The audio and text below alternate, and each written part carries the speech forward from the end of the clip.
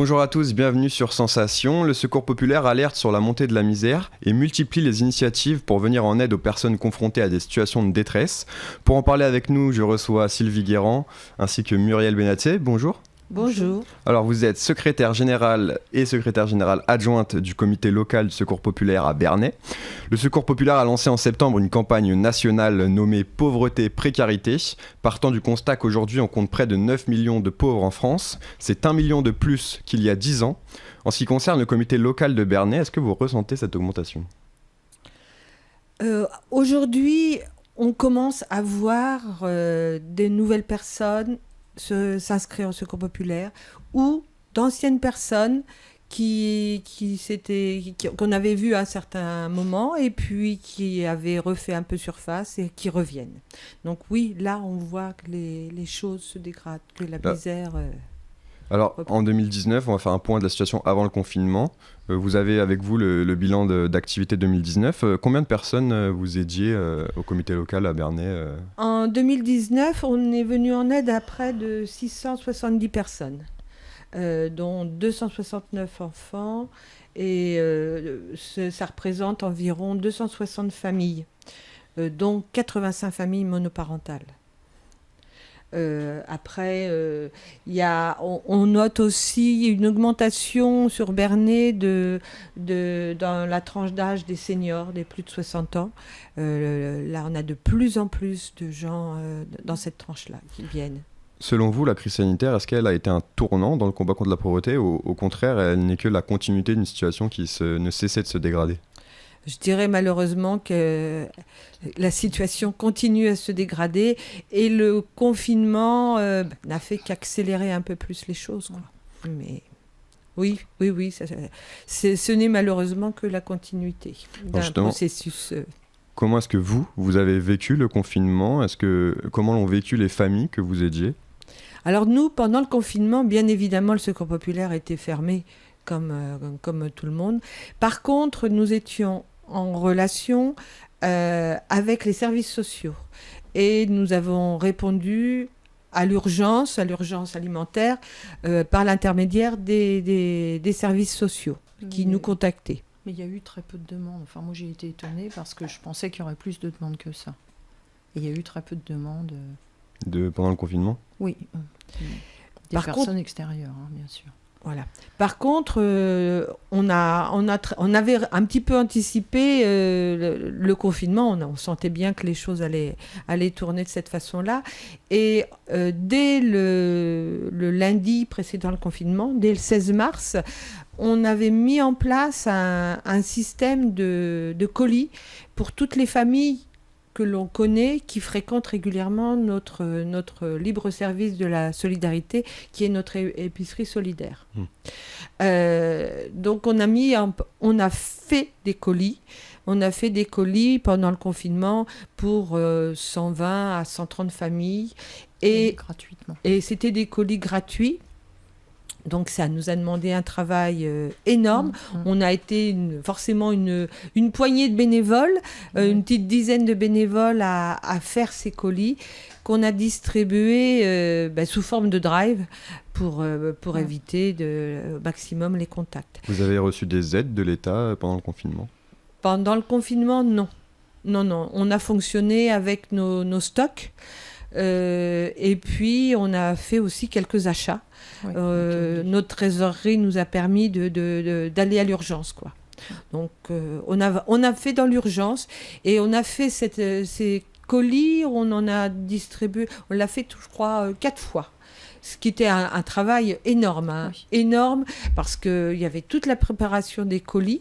Bien évidemment, on ne met pas la même chose dans un colis pour une personne que dans une famille de 5 personnes.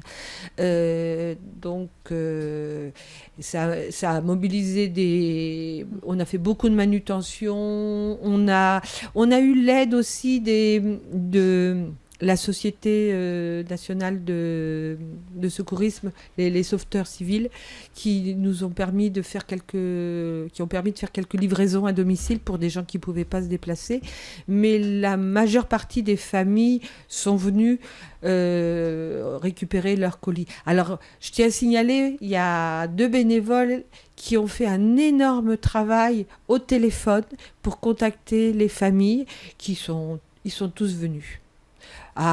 2, 3, vraiment, ils sont tous venus, et je dirais même que cette période-là, dans la mesure où on les a appelés régulièrement, on a créé du lien avec ces familles qui un lien fort. Oui, un Comment lien est-ce que fort. les familles elles l'ont vécu ce confinement? Quel retour vous avez eu?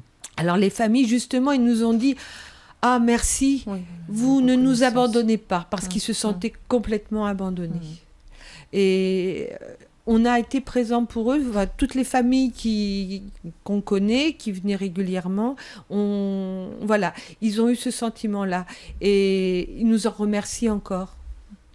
Alors après le confinement, il y a eu des vacances puis la rentrée, et le confinement a eu des conséquences économiques importantes. Comment s'est passée la rentrée Alors, pour le avant Secours la populaire? rentrée, on a commencé à réouvrir le Secours populaire en juin, notamment pour le libre service de la solidarité, pour permettre aux familles de venir faire leurs courses.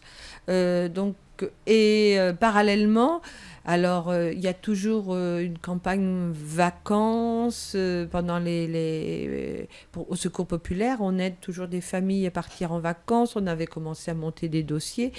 Donc on a essayé de poursuivre là-dessus. Bon, forcément, il y a eu beaucoup moins de familles qui sont parties cette année. Il y avait la crainte, il y avait, essentiellement l'angoisse de partir. Et puis, de toute façon, et puis les moyens n'ont pas suivi, quoi. Les moyens pour les familles. Après, la rentrée, elle se passait plutôt correctement. On a modifié notre façon de faire au libre service. Ça se passe plutôt bien. On a rouvert au public, puisqu'il y a des heures d'ouverture à tout public.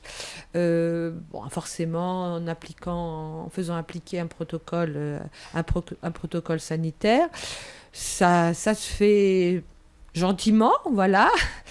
Après, le reste, maintenant, ça va dépendre de la situation globale, quoi, parce qu'on voit que à côté de ça, nous, on programme toujours un certain nombre de manifestations durant l'année. Vous pourrez toujours les maintenir cette année, les manifestations? A priori, non. Vu qu'on est dépendant aussi des salles, qui sont mises à disposition par la municipalité, vu les protocoles qui sont nécessaires, on ne remet absolument pas en cause les protocoles imposés par la mairie, pas du tout, bien au contraire, mais effectivement... il y a un fort risque pour que toutes les manifestations soient annulées. Même la braderie du 10 octobre. Alors la braderie du 10 octobre, c'est en suspens, parce qu'il y a une autre donnée qui se rajoute là, des travaux d'aménagement de la cour et des parkings sont prévus. Et le commencement des travaux devait se faire le 5 octobre. J'ai eu le mail vendredi soir. Donc là, on est en train de voir avec la mairie s'ils peuvent décaler ou pas. On l'espère en tout cas. Il nous reste 1 minute. Je voulais savoir sur les bénévoles. Est-ce que vous continuez de recruter malgré le confinement? Alors, ça se passe? On a toujours des demandes pour faire du bénévolat, et bien évidemment, on voudrait dire oui à toutes ces bonnes volontés, mais c'est très compliqué à l'heure actuelle aussi à cause de notre protocole, de nos locaux qui sont assez exigus. Il a fallu réduire le nombre de bénévoles dans les locaux, et à l'heure actuelle, c'est un petit peu difficile. On espère, on a remis en route par contre l'accueil des stagiaires. Là, Merci Sylvie Guérand et Muriel Benatier d'avoir été avec nous sur Sensation. Je rappelle que vous êtes secrétaire adjointe du comité local du secours populaire à Bernay. Pour devenir bénévole ou faire un don, vous pouvez vous rendre sur le site www.secourspopulaire.fr et vous pouvez retrouver cette émission en podcast audio et vidéo sur notre site ou notre application Radio Sensation.